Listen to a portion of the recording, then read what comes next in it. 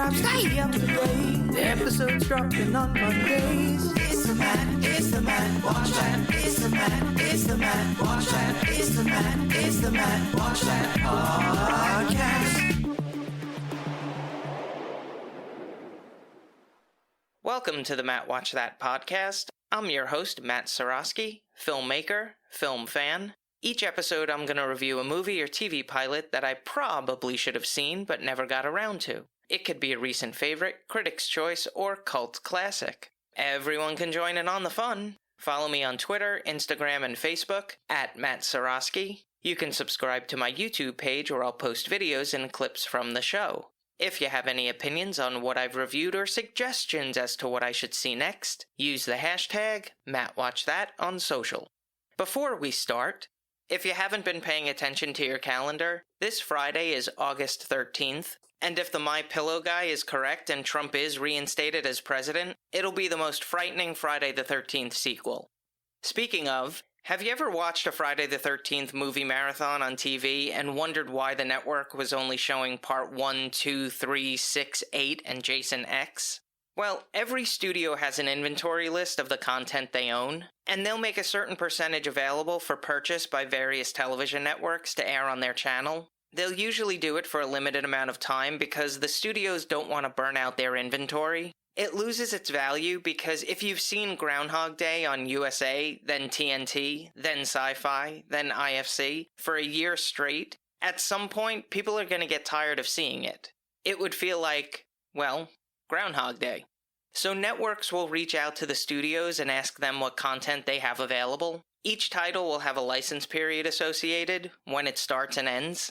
So if a movie has a 6-month window, they can say, I'll take a carve-out of 2 months. Another network might swoop in and say, I'll take a month. So as long as a window is available, the movie can be purchased by a network. That's why for years, one of the only places you could see the Godfather trilogy was on AMC, because they bought out as many windows as available. And most networks purchase movies anywhere from 2 to 5 years out. But it's also the reason why you don't always see all the films in a franchise during a movie marathon. Each title has their own license windows, so it's possible that only a handful were available at the time, or the network only wanted specific titles. Though it's always curious as to why something like Friday the 13th Part 5 or Star Trek VI The Undiscovered Country isn't available. What network was like, no thanks, I'm gonna pass on Friday the 13th Part 1 and 2, I'll take 5. That's the ratings grabber. On to the main attraction. Each review will end with a ranking out of 5 stars. 1 star is skip it, 2 stars watch at your own risk, 3 stars standard fare, 4 stars worth checking out, and 5 stars must see. Now if I give a title 5 stars, it doesn't mean I'm comparing it to Casablanca, Jaws, or Seinfeld. I rank titles based on other movies or TV series in that genre and at that time period. So let's jump into it. I'll keep the spoilers to a minimum, tangents to a maximum. These are my ruminations and observations of the pilot episode for True Blood from 2008. The series was created by Alan Ball, who is responsible for 6 Feet Under and Here and Now. He was the executive producer on Banshee and won an Academy Award for Best Writing Screenplay Written Directly for the Screen for American Beauty. The show is based on the book series The Southern Vampire Mysteries by Charlaine Harris, who also wrote the Aurora Teagarden franchise, which has been adapted into television films for the Hallmark Movies and Mysteries channel, featuring Candace Cameron Bure. The first episode, Strange Love, was written and directed by Alan Ball. So a couple drives down the road and passes by a sign that says True Blood Available. They walk inside the convenience store and a TV set is playing Real Time with Bill Maher, who has Nan Flanagan from the American Vampire League on to debate the civil rights for vampires. She mentions that Japanese scientists have perfected synthetic blood to satisfy the nutritional needs which has enabled vampires to come out of the coffin. But fear still exists by humans despite our history of slavery, war, and exploitation. The couple asks the clerk if he has true blood, because the latest trend is for humans to get high off the synthetic blood drink. He pretends to be a vampire to freak them out, unaware that an actual vampire is waiting in the line, who reveals himself and scares off the couple and threatens the clerk. This opening teaser is great. It establishes the world we're in. Using the political talk show to debate the validity of vampires in society was a clever way to communicate plot exposition without it feeling like they're lecturing the viewing audience. It actually reminded me of a scene in X-Men where Jean Grey is defending against the Mutant Registration Act in Congress. But I've learned what I need to know about the series from this teaser. Super solid.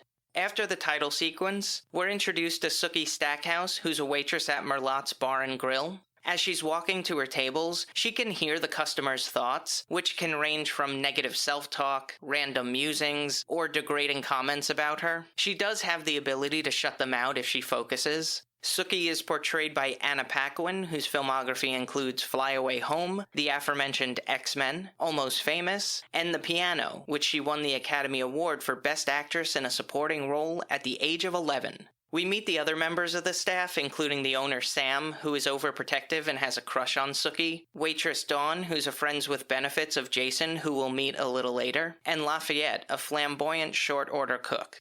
This is my odd TV observation. I know they're playing this scene off for comedic effect, but Merlotte's Bar and Grill is going to have to close due to a lawsuit filed for the vast amount of sexual harassment among the employees.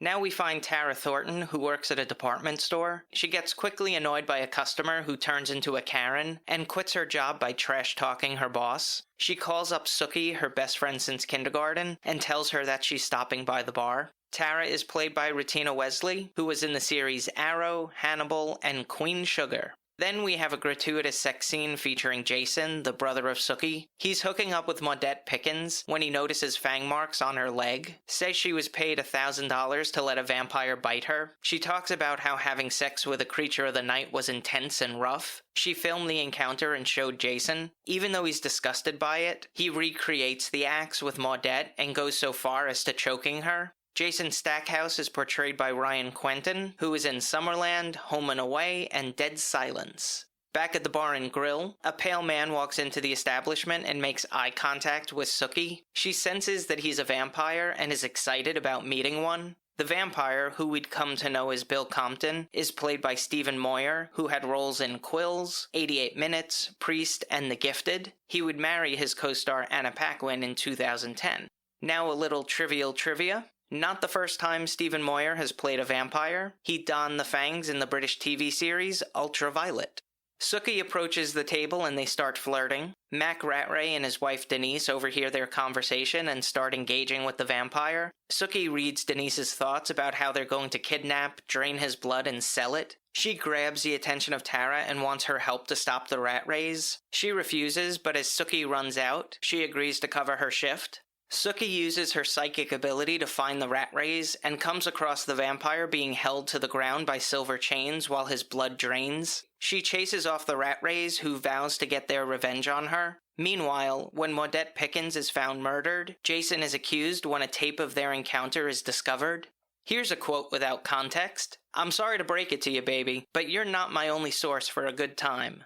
I was really impressed with this pilot episode. I prefer movies and series that are based in reality but have a bit of a fantastical element to them. It kept me engaged the entire time. I like the character of Sookie. Part of her comes off as a bit naive, but she's strong-willed and demands respect, not a pushover. The only thing I'm tired of seeing is nudity in these shows. It feels like the writers have to justify why this series is on a premium network, so they add nudity to say, "See, this couldn't air on ABC or USA. This is why you're paying more for HBO, Starz, Showtime, and Epix, to see some TNA. I'm not a prude or anything, it's just a tiring pattern. This is something to look out for. Lois Smith, who played Aunt Meg in Twister, is Sookie and Jason's grandma. Though not in the pilot episode, Alexander Skarsgård is a series regular as Eric Northman. Joe Manganiello will join the series in the 3rd season as Alcide Herveau.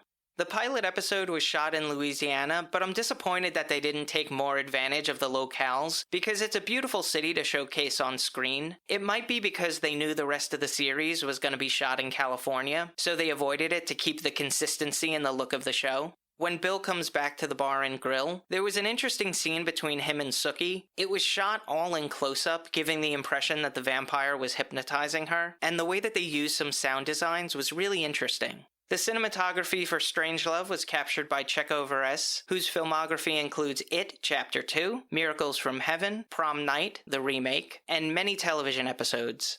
It was edited by Andy Kier and Michael Ruscio, both of whom have worked on Alan Ball Productions previously. It was casted by the team of Libby Goldstein and Junie Lowry Johnson, who worked on Homeland, The Killing, Big Love, and Ugly Betty. The song Bad Things by Jace Everett serves as the theme music for the series. The score was written by Nathan Barr, who also composed for The Americans, Beyond the Mat, Hostel, Grindhouse, and won a Primetime Emmy Award for Outstanding Main Title Theme Music for Hollywood. He also worked on Alan Ball's latest feature, Uncle Frank. The soundtrack for the series includes artists My Morning Jacket, The Flaming Lips, Howling Wolf, Los Lobos, The Naked and Famous, Lucinda Williams, and Warpaint. Ultimately, the pilot episode comes down to Race Debate, God Hates Fangs, Oxycontin Nightmare, Super Save-A-Bunch, Mac Express, V-Juice, Whiskey Sour, Santa Claus, and Mortal. The runtime is 45 to 60 minutes per episode. It was nominated for over 150 industry awards and won a Golden Globe for Best Performance by an Actress in a Television Series Drama for Anna Paquin, and a Primetime Emmy Award for Outstanding Casting for a Drama Series. I give it 4 out of 5 stars. True Blood was on for 7 seasons, 80 episodes from 2008 to 2014. It was announced that HBO will be rebooting the series with Alan Ball set to executive produce, so I gotta start binging. If you've seen True Blood and have opinions on the series, let me know what you think using the hashtag MattWatchThat. Moving right along, each episode I'm gonna post clips that I think people should watch. It could be movie trailers, music videos, interviews, or something completely random. Search for my YouTube page and there'll be a playlist called Matt Watch That Playback.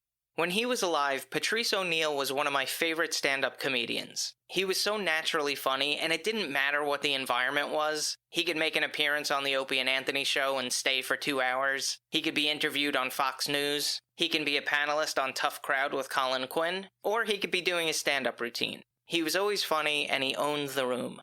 I think his special Elephant in the Room is one of the funniest things he's ever done. He started off the show interacting with the audience, but then smoothly transitioned into his comedy act without missing a beat. And you just never knew if what he was saying was part of the act or if he's just coming up with it on the spot. Just a brilliant dude. So the clip I'm featuring in this week's episode is when Patrice O'Neal was on the Opie and Anthony show. There was an article written at the time about the worst movie sequels ever. So they're talking about each one and analyzing it, and they get to Friday the 13th Part 8. Patrice O'Neal starts giving a summary of every Friday the 13th movie. And not only is he doing it accurately, but the way he describes each movie is so damn funny. Again, this is not something that's scripted, it's just him off the cuff riffing, and it's absolutely hysterical. It's funnier if you know the movies, so if you don't, you might not get as much enjoyment out of it as I do. But this clip is one that really encapsulates who Patrice O'Neal is, and it's such a loss for the comedy world because he was on the verge of breaking out of his pants, but also breaking out as a mainstream star. But he definitely could have been up there with Bill Burr, Kevin Hart, Greg Giraldo, Nick DiPaolo, Louis C.K. as the best stand-ups of that generation. The clip is available in the Matt Watch That Playback playlist on YouTube. Check it out. Now it's time for the recommendation. Yes, that's the word recommendation with Matt in the middle. I'm going to end each podcast with my own recommendation of a movie or TV series. Today I'm talking about Crystal Lake Memories, the complete history of Friday the 13th. If you're a fan of this storied horror franchise, this is the ultimate retrospective documentary, running over 6.5 hours. Yes, 6.5 hours. It has everything a devotee could want. Interviews with the cast and crew, behind-the-scenes footage on the set, and a deep dive into each movie, spin-off, and reboot in the franchise. You'll hear all the stories, from the birth of the hockey mask, to the secrets behind those unforgettable kills, to the invention of the iconic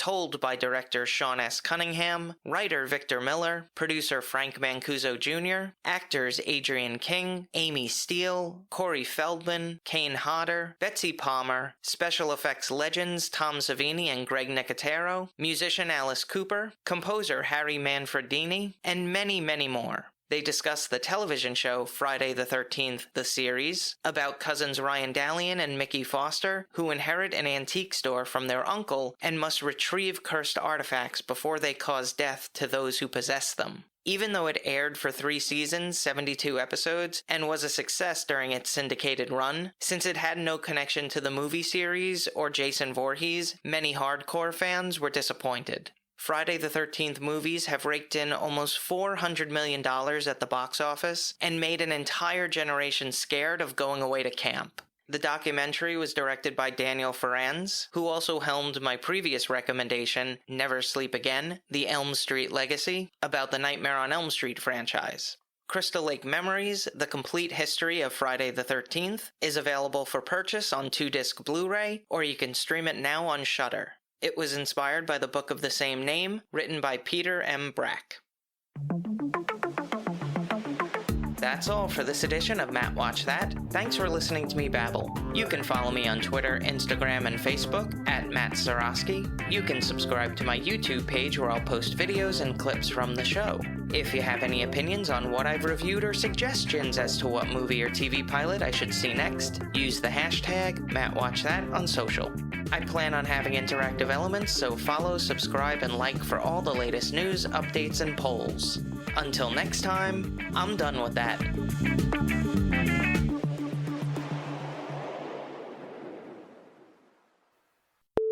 Joe Manganiello will join the series in the 3rd season as Alcide something like that. Who also wrote the Aurora Tea Garden franchise, which has been adapted into movie films. Yeah, those popular movie films. Crystal Lake Memories, The Complete History of Friday the 13th, is available for purchase on 2-disc Blu-ray, or you can stream it on now and Shudder. I'm sorry, what was that sentence?